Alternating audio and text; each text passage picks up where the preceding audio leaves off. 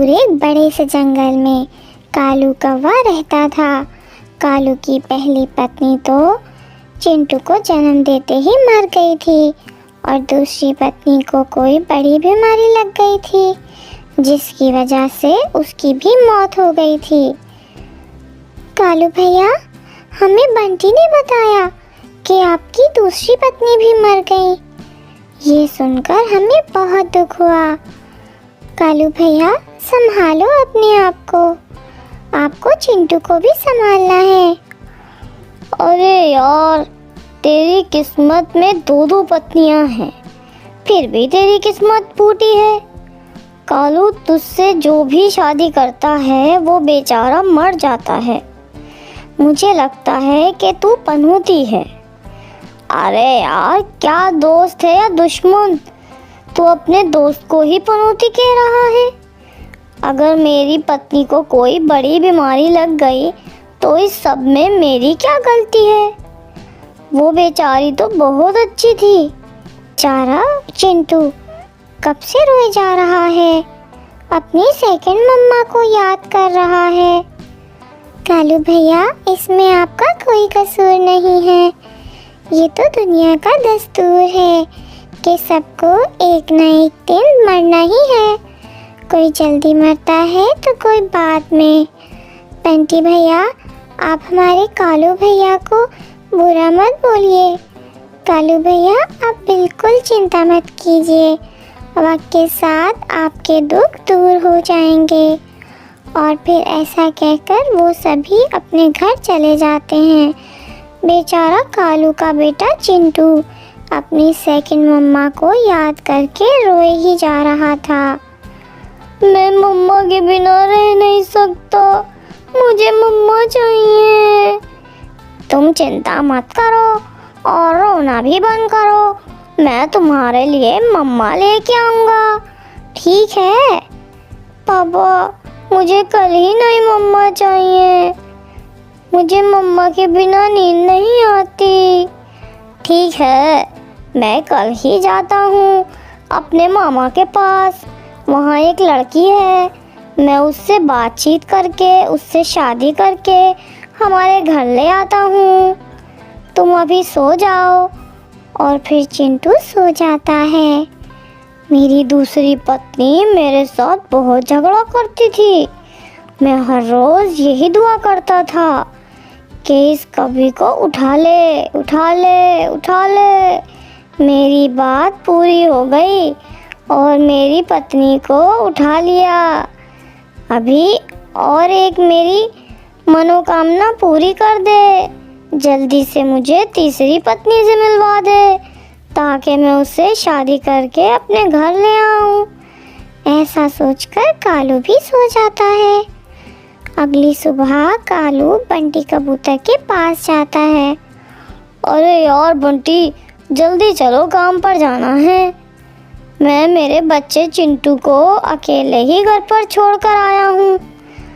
बेचारा चिंटू घर पर अकेले रहने के लिए घबराता है। मैंने कैसे भी करके उसे घर पर ही रहने को कहा है। मेरी किस्मत ही फूटी है। कालू, तू एक दो दिन और अपने बच्चे चिंटू के साथ क्यों नहीं रहता? अगर मैं घर पर रहूँगा तो मेरा घर कैसे चलेगा? इसके लिए तो बस एक ही तरीका है, तू तीसरी शादी कर ले और फिर तेरी पत्नी घर संभालेगी। ना बाबा ना, जंगल के सारे पक्षी मेरे बारे में क्या सोचेंगे? अरे जंगल के पक्षी तो तुम पर तरस खा रहे हैं, तुम उनकी चिंता मत करो और कर लो तीसरी शादी। कालू को तो यही सुनना था और फिर क्या था। तीसरी शादी का नाम सुनते ही कालू के मन में लड्डू फूटने लग जाता है। सारे जंगल के पक्षी मिलकर कालू की तीसरी शादी करवा दे। चमेली जी, ये मेरा बेटा चिंटू है। चिंटू? ये कैसा अजीब नाम रखा है अपने बेटे का तुमने? वो तो मेरी दूसरी पत्नी ने रखा है। चिंटू बेटा, अभी आप जाओ, अपने रूम में जाकर सो जाओ। नहीं नहीं, मैं नहीं मम्मा के साथ ही रहूँगा। अरे ये चिंटू तो कबाब में हड्डी बन गया। फिर अगली सुबह भी हो जाती है। कालू चमेली से कहता है, चमेली, मैं काम पर जा रहा हूँ। तुम चिंटू को खाना खिलाकर खुद भी खाना खा लेना। मैं शाम को आकर खाना खाऊंगा और अगर हो सका तो जल्दी घर आने की कोशिश करूंगा। आपको जल्दी घर आने की कोई ज़रूरत नहीं है। और हाँ, मुझे खाना बनाना नहीं आता। मैं कोई खाना वाना नहीं बनाऊंगी। खाना नहीं बनाओगी तो हम खाएंगे क्या? तुम एक काम करो, YouTube पर वीडियो देखो और खाना बनाना सीखो। मुझे खाना बनाना ही नहीं है, तो मैं YouTube पर देखकर खाना क्यों बनाऊं? बाहर से कुछ ले आए। बाहर से ले आओ? ये क्या बात हुई? चमेली, खाना तो तुम्हें बनाना पड़ेगा। मैं भी देखता हूँ कि आखिर तुम खाना कैसे नहीं बनाती हो। अगर आपने मेरे साथ ज़बरदस्ती की तो मैं आपको छोड़कर चली जाऊंगी, समझे? अब चुप करके सीधे काम पर जाओ, बुड्ढे कहीं के। कालू चमेली की बातें सुनकर चुपचाप वहाँ से चला जाता है। कालू चलते चलते सुनसान जगह पर आता है और वहाँ बैठकर मन ही मन सोचने लगता है। अरे, ये तीसरी पत्नी तो बहुत घमंडी निकली। अभी शादी हुए 2 दिन नहीं गुजरे और मुझे ये धमकी दे रही है घर छोड़ जाने की। अगर खाना नहीं बनाएगी तो शादी क्यों की मुझसे? मैंने तो कितने अरमान सजाए थे। कालू के तीसरी पत्नी के सारे सपने पानी में बह गए। फिर कालू शाम को घर लौटता है। चमेली, मुझे बहुत भूख लगी है। मैंने आपसे कहा था ना, मैं खाना नहीं बनाऊंगी। फिर से आकर वही सवाल पूछ रहे हो। क्या तुम्हें कुछ याद नहीं, बुड्ढे कहीं के? अगर तुम खाना नहीं बनाओगी तो घर पर खाना कौन बनाएगा? तेरा बाप आकर बनाएगा खाना। कालू जी, मेरे बापू पर मत जाइए। तो फिर जाओ ना रसोई में। नहीं नहीं, मैं खाना नहीं बनाऊंगी। कालू को गुस्सा आ जाता है और कालू एक डंडे से चमेली को मारने लग जाता है। आह आह आह, कालू मत मारिए, मैं खाना नहीं बनाने वाली। मगर चमेली तो कालू के हाथों से मार खाती है, मगर किचन में जाकर खाना नहीं बनाती। अब कालू खुद ही खाना बनाने लग जाता है। इस तरह से कुछ दिन बीत जाते हैं। एक दिन कालू नदी के पास जाता है और सोचने लगता है, इस पत्नी को उठा ले रे बाबा, उठा ले। मुझे चमेली नहीं चाहिए, इस चमेली को तो तू ही रख ले। तीसरी पत्नी तो डायन निकली, कितना मारो रोती ही नहीं है और घर का काम भी कुछ नहीं करती। क्यों ना मैं इसको मार दूं, मार ही देता हूँ। इसके लिए एक प्लान बनाता हूँ जिससे मुझ पर कोई शक न कर सके। ऐसा सोचकर कालू तीसरी पत्नी को भी मार देता।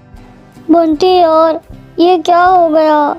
मेरी तीसरी पत्नी की भी मौत हो गई। अभी मैं क्या करूँ? अचानक ये सब कैसे हो गया कालू भैया? ना जाने कब क्या कैसे हो गया और किचन में आग लग गई। मैंने बहुत कोशिश की बुझाने की, मगर वो आग बुझी नहीं और मेरी चमेली को पूरी तरह से काली करके चली गई। अभी मेरे बेटे को कौन संभालेगा? अभी मैं उसके लिए माँ कहाँ से लेकर आऊँगा? बंटी कालू को रोता देख मन ही मन सोचता है। अरे, कालू को देखकर तो मुझे लगता है ये रोने का ड्रामा तो नहीं कर रहा। ना जाने, मुझे ऐसा लग रहा है कि कालू ने ही जानबूझकर अपनी पत्नियों को मार डाला है। अरे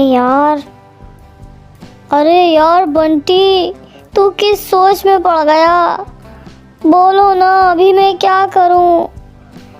मुझे तो लगता है पुलिस में कंप्लेंट कर देनी चाहिए, क्योंकि कालू की पत्नियां मर ही जा रही हैं। अरे नहीं कबूतर, मुझे पुलिस वाले झंझट पे नहीं पड़ना है, मैं पुलिस से दूर ही रहूंगा। बंटी भैया, अब इसमें पुलिस को मत लाएं, ये सब किस्मत का खेल है। और फिर देखते ही देखते वक्त गुजरने लग जाता है। कालू 1 महीने बाद फिर से चौथी शादी करके घर आ जाता है। कालू इस बार चमकीली से शादी कर लेता है, जो कि कालू के जैसे ही शातिर दिमाग वाली थी। चिंटू बेटा, ये तुम्हारी नई मम्मा है। आप फिर से शादी करके मेरे लिए नई मम्मा ले आए, ऐसा क्यों कह रहे हो? क्या हुआ चिंटू बेटा, तुम उदास क्यों हो गए? उदास ना हूँ तो क्या करूँ पापा, बेचारी नई मम्मा भी 1 महीने के अंदर मर ही जाएंगी। अगर आप इनसे शादी नहीं करते तो ये भी जिंदा रहती। ओ चुप कर जा कुत्ते दे पुत्र, मेरा घर अभी बसा भी नहीं कि खराब कर रहा है तू, चुप कर। चिंटू की बातें सुनकर चमकीली और होशियार हो जाती है। एक दिन चमकीली चिंटू से कहती है, चिंटू बेटा, जरा एक बात तो बताओ, क्या तुम्हारे पापा अपनी पत्नियों से झगड़ा करते थे? हाँ मम्मा, ना सिर्फ झगड़ा करते थे और मम्मियों को मारते भी थे। अच्छा चिंटू बेटा, इसका मतलब ये है कि खराब बुड्ढे की किस्मत नहीं है, खराब तो मेरी किस्मत है, जो इस बुड्ढे से मैंने शादी कर ली। ये बुड्ढा अपनी पत्नियों को खुद ही मारता है और दोष देता है अपनी कुंडली पर। इस बुड्ढे को तो मैं ऐसा मज़ा चखाऊंगी, ऐसा मज़ा चखाऊंगी, इसको नानी याद ना दिलाई तो मेरा नाम चमकीली नहीं। रात को जब कालू आता है तो चमकीली कहती है, कालू जी, मुझे शॉपिंग पर जाना है, 5000 रुपये दे दीजिए। हाँ, क्या पैसे पेड़ पर लगते हैं जो तुझे मैं 5000 रुपये दूँ? मुझे कुछ नहीं सुनना बुड्ढे, मुझे 5000 रुपये चाहिए। मुझे बुड्ढा कह रही है? बुड्ढा नहीं तो क्या कहूँ तुझे, जवान। चमकीली फिर से कहती है, बुड्ढे कहीं के, चल 5000 रुपये निकाल। मेरे पास इतने पैसे नहीं हैं। तो तूने मुझसे शादी क्यों की?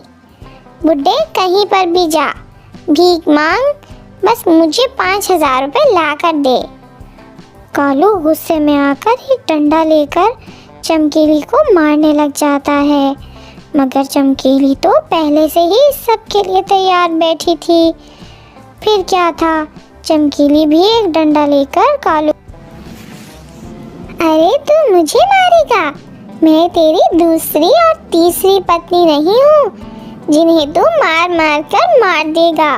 मैं तेरा पाला चमकीली से पड़ा है, अब देख चमकीली का रूप।